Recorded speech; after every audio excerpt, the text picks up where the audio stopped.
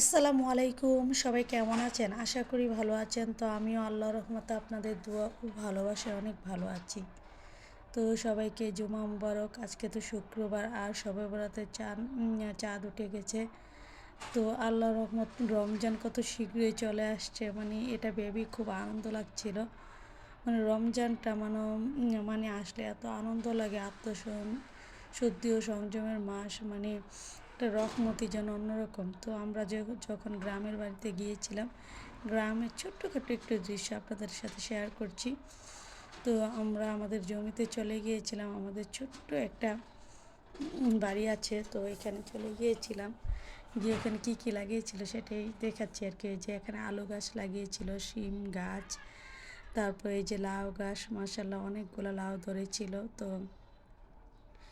দেখতে দেখুন কতটা সুন্দর লাগছিল। তো আরও যে কত কিছু, গ্রামের এই মনোমুগ্ধকর দৃশ্য দেখলে মনটা যেন ভরে যায়। মাশাল্লাহ একদম লাউ ধরে ধরে ভরেছিল। এদিকে দেশি যে ছোট আলুটা হয়, তারপর বড় আলু হয়, এদিকে দু তিন ধরনের আলু গাছ লাগিয়েছিল। তো এদিকে আরও কিছু বাদাম গাছ লাগিয়েছিল মনে হয়, নাকি আলু গাছে আমি জানি না। তো এদিকে পেঁপে গাছে পেঁপে ধরে আছে দেখুন। তারপরে এদিকে শিম গাছ, অনেক শিম ফুল হয়েছে, তো কয়েকদিন পর শিম ধরবে। তো এদিকে একটু বাড়িটার পাশে দেখুন কত সুন্দর খোলামেলা জমি, আর এদিকে প্রত্যেকটা পেঁপে গাছে মাশাল্লাহ পেঁপে একদম অনেক ধরেছিল। তো এটা হয়েছে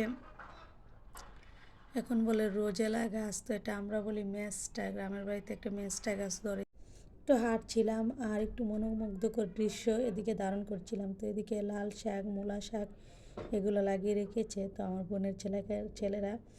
বোনের ছেলে, তারপর আমার বোনেরা এগুলো তুলে নিচ্ছে, এরা নাকি জোলাবাতি খেলবে। তো এদিকে ভর্তা শাক তুলে নিচ্ছিলাম কতগুলা। তো ভর্তা শাক আমাদের খেতে অনেক হয়েছিল, তো কতগুলো তুলে নিয়েছি আর কি। তো একটু হাঁটছিলাম, একটু ঘুরছিলাম, একটু ভিডিও করছিলাম, কিছু শাক সবজিও নিচ্ছিলাম। এদিকে টমেটো গাছ, ধনে পাতা গাছ, সব কিছু গাছে মোটামুটি লাগিয়েছে, অনেক কিছু গাছ। এই দৃশ্যগুলো চোখে ধারণ করে নিলাম। পরে লাউ গাছ থেকেও একটা লাউ পেরে নিয়েছি। তো আমি ভর্তা শাকগুলো একদম অনেকগুলাই নিয়ে নিচ্ছিলাম, যেহেতু শহরে নিয়ে আসবো। তো অনেকগুলো ভর্তা শাক একটু তুলে তুলে নিচ্ছিলাম, আর এত ভালো লেগেছিল নিজের সবজি বাগান থেকে সবজি নিতে, তারপর শাক সবজি এগুলো নিতে অন্যরকম একটা ভালো লাগা কাজ করে, যেটা বলে বোঝানোর মতো নয়। তো সব কিছু নিয়েই আমাদের এদিকে আলু গাছ লাগিয়েছে, তারপর সরিষা ক্ষেত লাগিয়েছে, তারপর মানে অনেক কিছু লাগিয়েছে। ওইদিকে হলুদ গাছ।